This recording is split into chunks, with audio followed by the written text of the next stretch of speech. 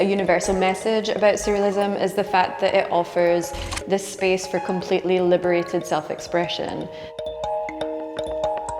It encourages you to really embrace that dark side of yourself.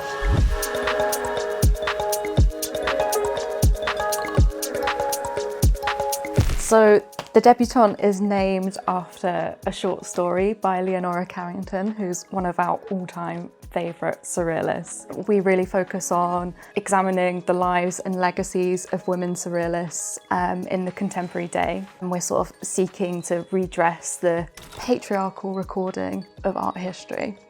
There wasn't really a magazine that sort of champions, feminist surrealism and its legacy. So I think it was a great way for us to start those interdisciplinary dialogues. We didn't want it just to be an art magazine as well. I think we really wanted to show the breadth and depth of surrealism and sort of everything it covers. I think the easier narrative that people lap up is that women surrealists were sideline participants, and it's only through contemporary research that we're really bringing them to light, but they weren't. They were really active during the actual movement.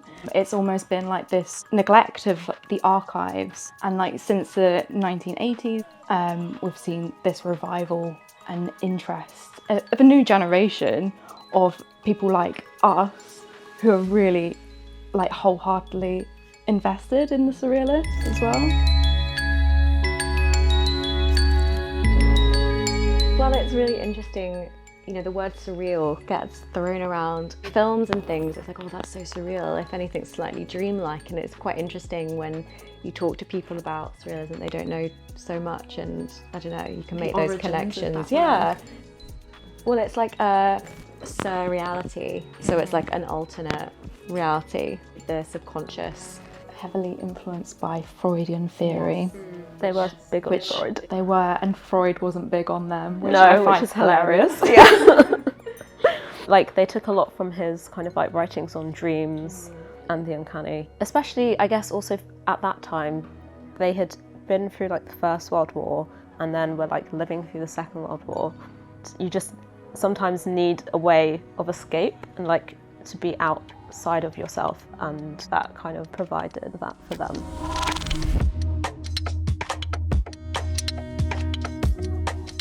So within surrealism as well, there's a big focus on the occult, magic, alchemy, and that can really be used as a vehicle not only for self-expression, but also to empower yourself.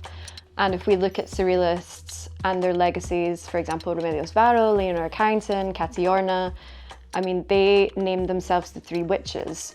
So the way they worked together collaboratively in this creative circle, which was a very nourishing space for them, they lent on one another when they had ideas that they wanted to share. They worked like witches would in a coven. So it was a space for sharing knowledge and a space for bringing different techniques and practices so that you could then pass on that knowledge to your peers.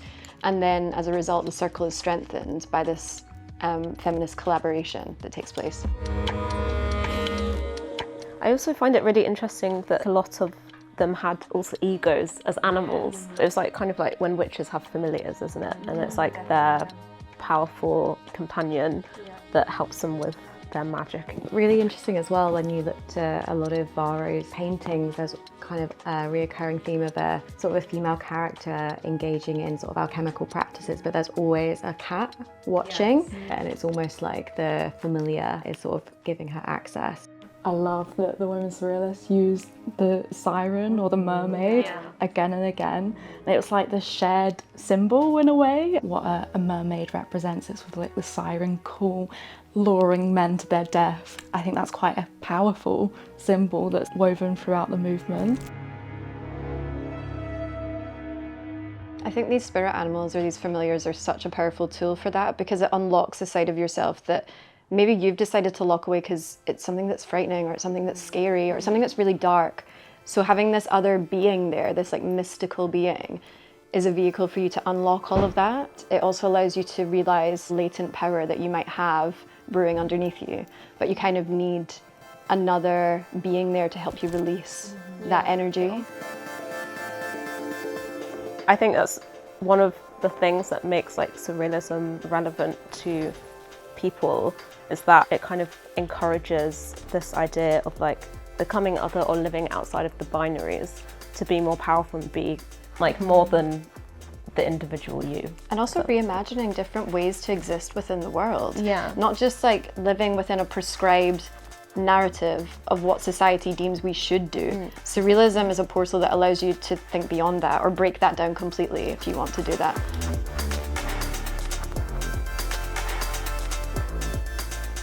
So I think one of the really interesting things about Ithell Colquhoun is that she actually, like a lot of the other surrealists, had quite a tumultuous childhood, and that kind of is seen through her art. But she actually was born in India and then moved when she was a child to London and never went back. That really sort of messed with her sense of self and her identity. She studied in London for quite a few years before moving to Cornwall. Her move coincided with the fact that she was part of the surrealist group, but also really wanted to commit to her occult studies. And that was like a no. They banished her basically because they were like, you can either be a surrealist or be an occultist, which is quite interesting now. There's so much overlap, but that wasn't really a fostered thing. And she had to just choose one or the other, and she chose the occult.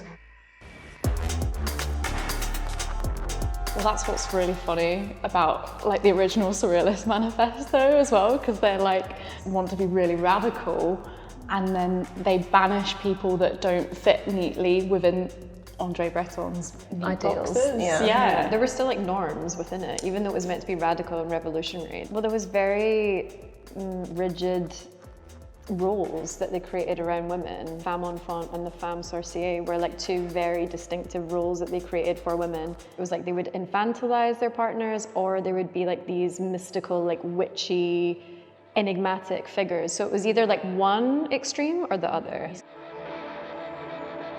I'm interested in the techniques that they used, like declocomania, which actually came from the 18th century, but the surrealists used it as automatic technique to create works that were done by chance, where a piece of paper was put onto a wet surface that had had paint or ink put on it, and then when you remove the paper, there's like an artwork or image that's completely random. I think Ithell would have probably read into that as like, oh, you know, that's you're unconscious. That's sort of like dream work at play. She collaborated with a woman called Alice Buck, who was a psychiatrist in like the 1950s, and Ithell would send Alice her dreams to be interpreted, and then she would use those interpretations to inspire her work. So I think Ithell's really interesting because she's so rooted in the occult and the fantastical, but she was fascinated by science.